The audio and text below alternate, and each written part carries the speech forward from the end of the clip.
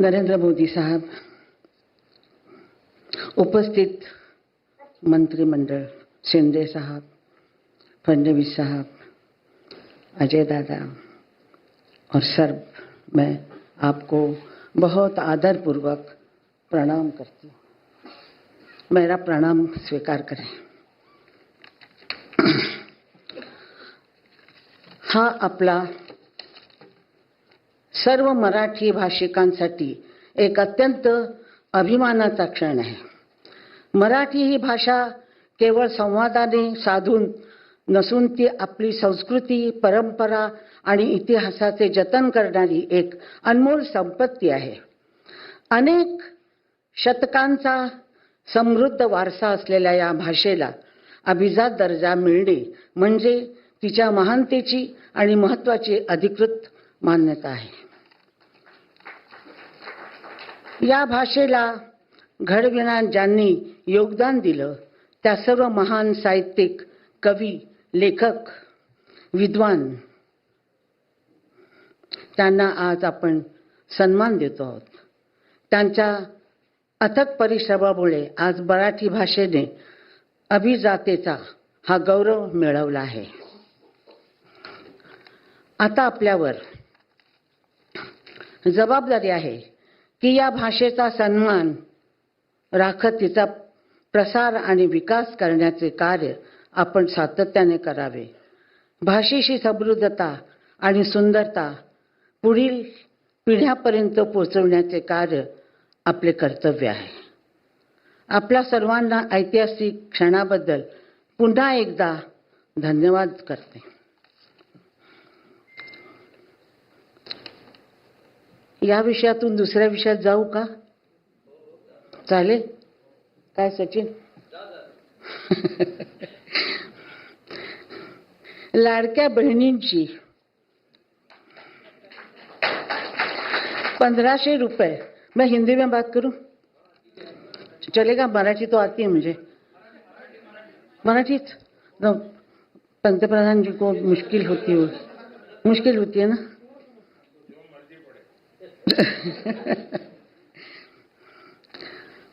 लाडक्या बहिणींना जे 1500 रुपये तुम्ही दिलेले आहेत त्यांची व्यथा आणि त्यांची खुशी ही माझ्याशिवाय आणि कोणाला कळणार नाही।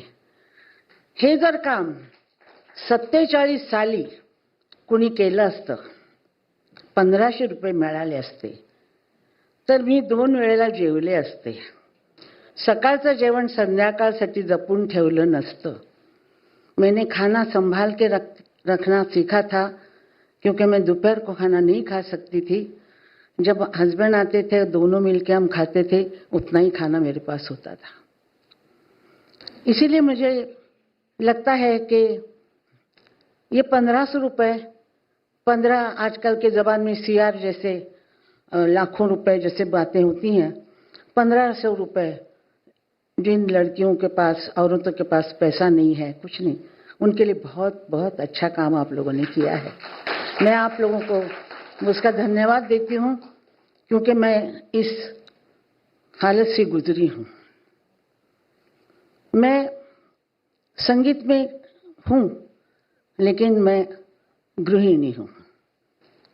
मैं घर संभालती हूँ, खाना बनाती हूँ, आप चाहे तो कपड़े धुला दिए, बर्तन बनवा ली, सब मैं काम करती हूँ औरतों का जो होता है वो। 3 बच्चों को बड़ा करना, सारा परिवार संभालना, भोसले परिवार सब संभाला मैंने। इस संसार में काम करते करते, घर देखते देखते, बच्चे देखते देखते मैं कभी 92 ईयर्स की हो गई, मुझे पता ही नहीं लगा। 92 साल की आज मैं हूँ। मैंने यही सीखा था कि सूखी सूखी खा लेना, नमक नहीं है तो नमक के बगैर खाना, लेकिन किसी के सामने हाथ नहीं फैलाना। ये मेरा मंत्र था, गुरु मंत्र था और मैंने वैसे ही किया। मैं इतना बड़ा भारत है, इतनी भाषाएं हैं। हर 300 माइल जाओ तो भाषा बदलती है, कपड़े बदलते हैं, खाना बदलता है। वो सब हमारे ही हैं, हमारी संस्कृति के हैं, हमारे लोग हैं वो सब। इसीलिए मैं किसी भाषा से वो नहीं हूं कि मराठी जन्मभूमिश्च स्वर्गादपि गरीयसे, ये मैं मंत्र मैंने हमेशा पढ़ा है। तो मुझे ऐसा लगता है कि हर एक की भाषा को, हर मातृभाषा को सबको मान मिलना चाहिए, सम्मान मिलना चाहिए।